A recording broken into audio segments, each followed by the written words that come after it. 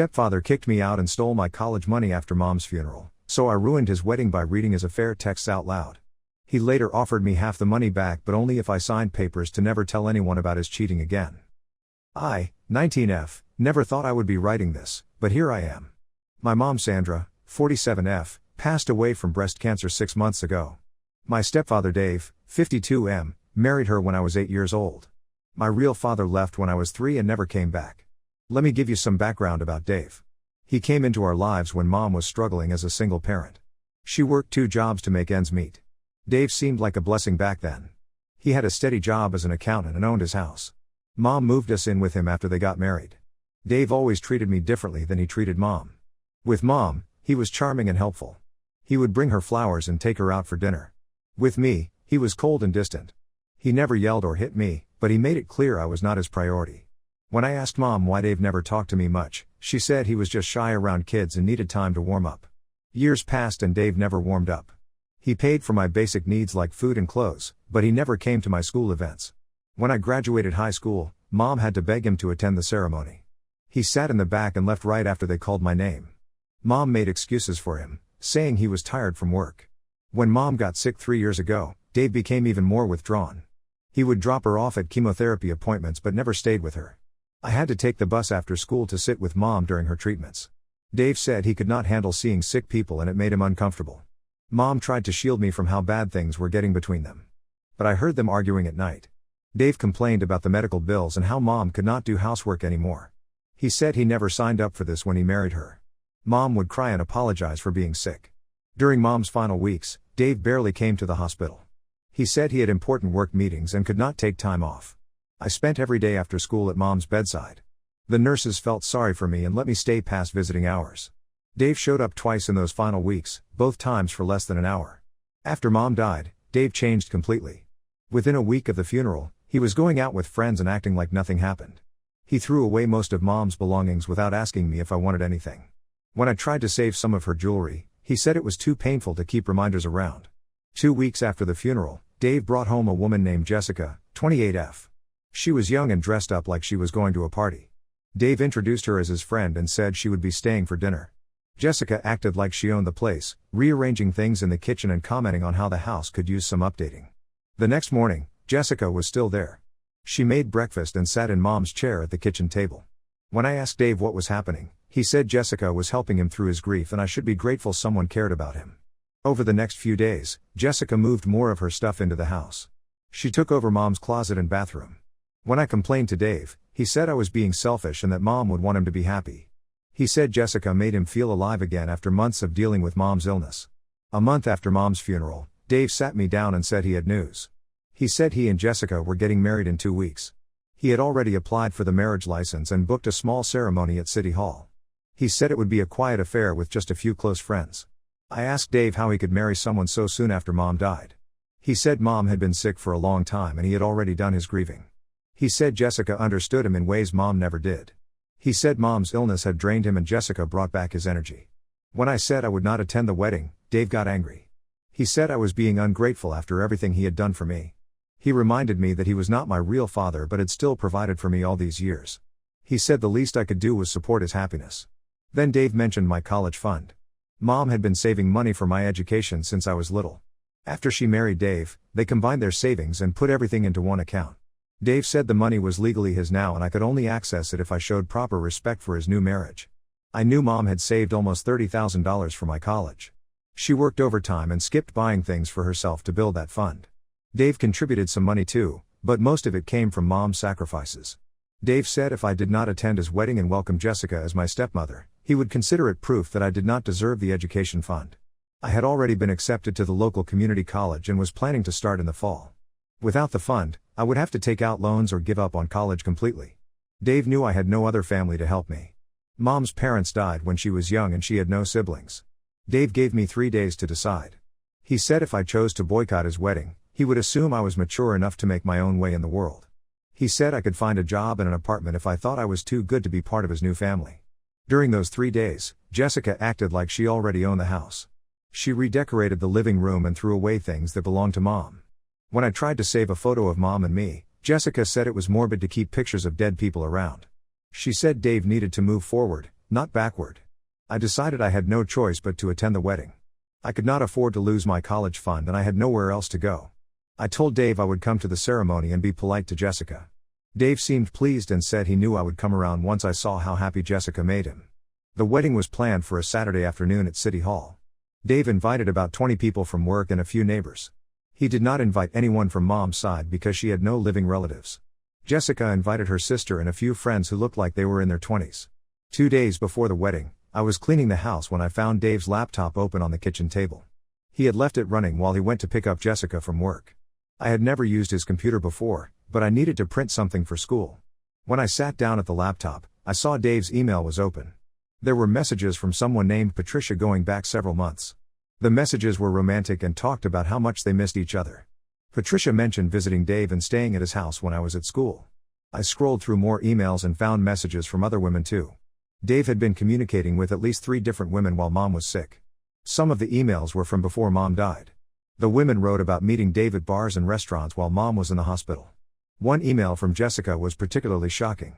It was dated 2 months before Mom died. Jessica wrote about how excited she was that Dave would soon be free to be with her openly. She said she was tired of sneaking around and wanted to move in with him as soon as possible.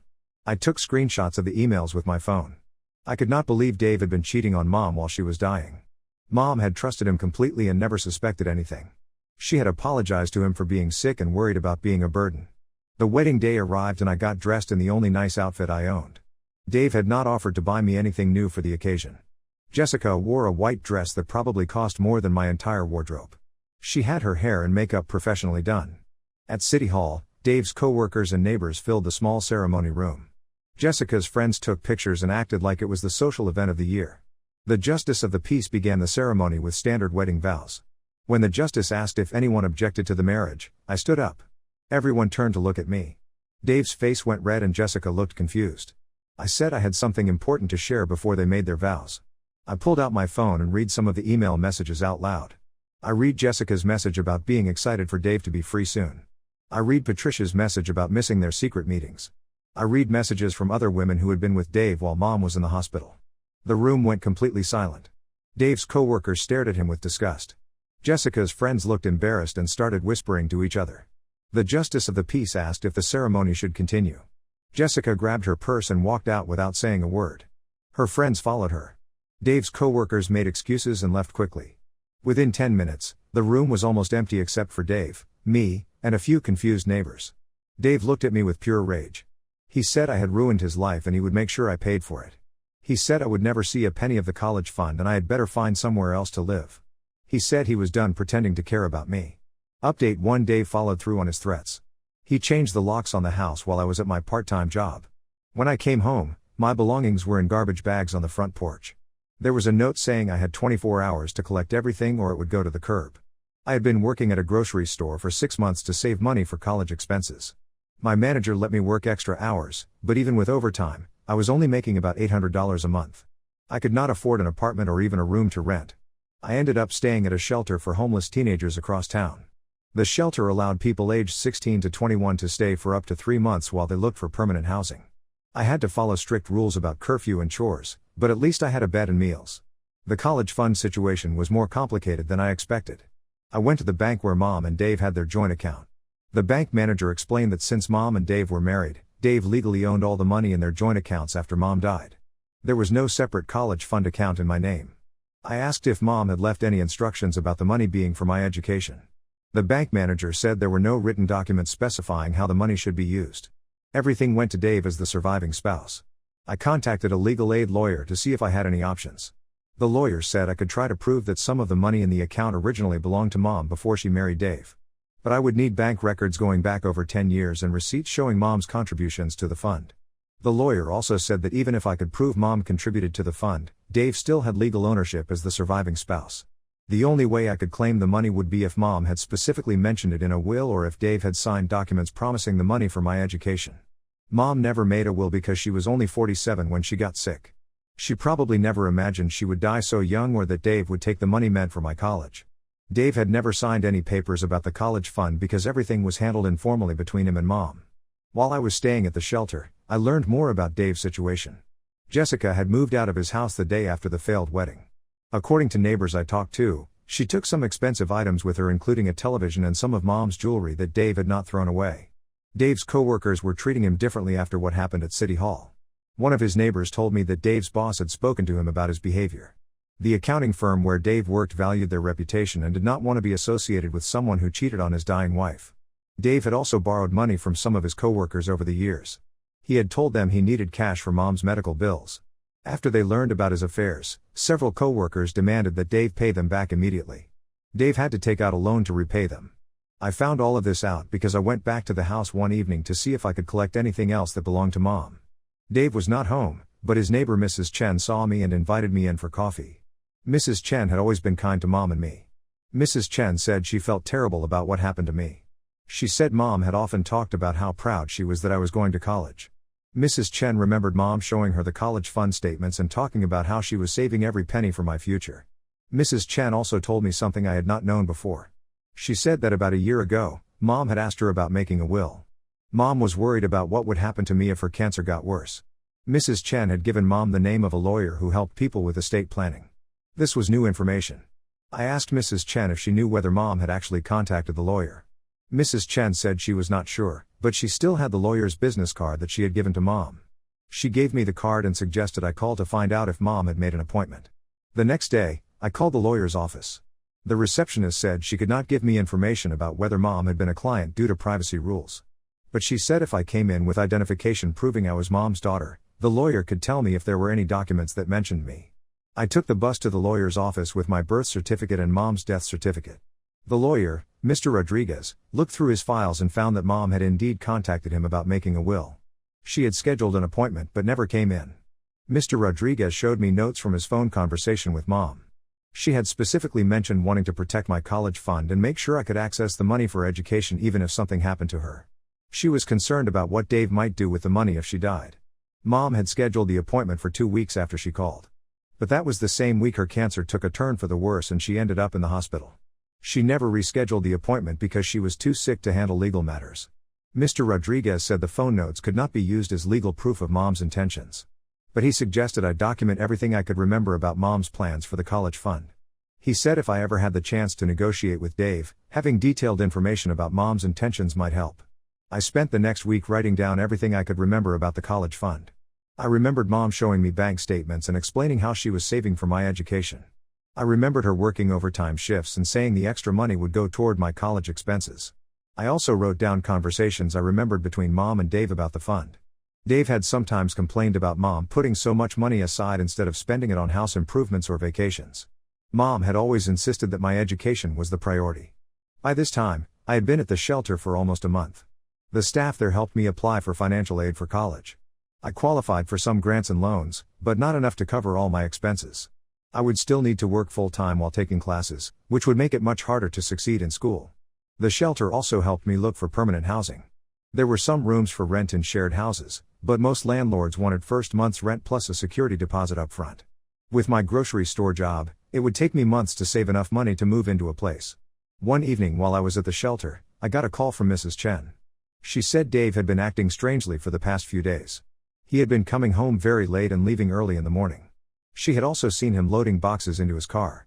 Mrs. Chen was worried that Dave might be planning to move away. She knew I was still hoping to work something out about the college fund and thought I should know if Dave was going to disappear. She gave me Dave's work phone number in case I wanted to try to contact him. I decided to call Dave at his office the next day. When he answered the phone, he sounded tired and stressed. I told him I wanted to talk about Mom's intentions for the college fund. Dave said he did not want to discuss anything with me and hung up. I called back and got his voicemail. I left a message saying I had information about Mom trying to make a will to protect my college fund. I said if Dave cared about honoring Mom's memory, he should at least listen to what I had learned. Dave called me back an hour later. He sounded angry but also curious. He asked what I meant about Mom making a will. I told him about my conversation with Mr. Rodriguez and Mom's documented intentions to protect the college fund. Dave was quiet for a long time. Then he said he might be willing to meet with me to discuss the situation. But he said it would have to be on his terms and I should not expect him to just hand over money because of some lawyer's notes. We agreed to meet at a coffee shop near his work the following Saturday. Dave said he would bring his own documentation about the college fund and we could try to work something out. He warned me not to get my hopes up because he had his own financial problems to deal with. Update 2: The meeting with Dave did not go as I expected. He showed up at the coffee shop with a folder full of bank statements and legal documents. He had clearly done his homework about the college fund and his legal rights to the money. Dave started by showing me statements proving that he had contributed almost as much money to the fund as Mom had. He had documentation going back to when they first got married showing his regular deposits into their joint savings account. Dave also brought a letter from his own lawyer stating that as Mom's surviving spouse, he had full legal ownership of all marital assets including the college fund. The letter said that even if Mom had intended the money for my education, her failure to create a legal will meant her wishes had no binding effect. But then Dave surprised me. He said he was willing to give me half of the college fund, which would be about $15,000. He said this was more generous than he had to be legally, but he wanted to honor some of Mom's wishes even if he was not required to do so. There was a catch, though. Dave said he needed me to sign papers agreeing that this payment would settle any claims I might have against Mom's estate. He also wanted me to agree not to contact his co-workers or neighbors about his personal life anymore. Dave explained that his reputation had been damaged by what happened at the wedding. Some of his clients had heard about the situation and were questioning whether they could trust him with their financial matters. His boss had put him on probation and warned him that any more personal drama could cost him his job. I asked Dave why he was willing to give me anything at all if he legally owned everything. Dave said he was planning to sell the house and move to another state for a fresh start. He wanted to resolve all loose ends before he left, including the situation with me. Dave also admitted that having the college fund controversy hanging over him was causing problems with potential new relationships. Women he tried to date would eventually hear about how he had taken his stepdaughter's college money, and they would lose interest in him. I told Dave I would think about his offer and get back to him. $15,000 was better than nothing, but it was still half of what Mom had wanted me to have for college. I also did not like the idea of signing papers that would prevent me from talking about what Dave had done. That weekend, I discussed the situation with Mr. Rodriguez. He said Dave's offer was probably the best I could realistically expect given the legal circumstances. He warned me that if I rejected the offer and tried to fight Dave in court, I could end up with nothing and also owe thousands of dollars in legal fees. Mr. Rodriguez also explained the non-disclosure agreement Dave wanted me to sign. It would prevent me from discussing Dave's affairs or other personal matters with his co-workers, neighbors, or potential romantic partners. But it would not prevent me from telling the truth about my own experiences if anyone asked. I decided to accept Dave's offer with one modification. I wanted him to pay my college tuition directly to the school rather than giving me cash. This way, I could be sure the money would actually be used for education and Dave could not claim later that I had spent it on other things. Dave agreed to this arrangement. We met at Mr. Rodriguez's office to sign the papers. Dave brought a cashier's check made out to the community college for $15,000.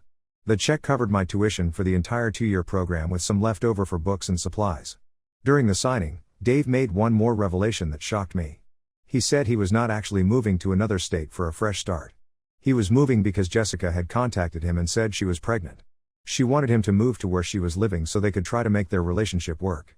I asked Dave if he believed the baby was actually his.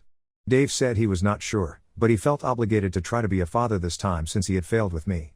He said he regretted not being a better stepfather and wanted a chance to do things right with his own biological child. This news made me realize that Dave had not learned anything from what happened with Mom and me. He was still making the same selfish choices and putting his own desires ahead of everyone else's needs.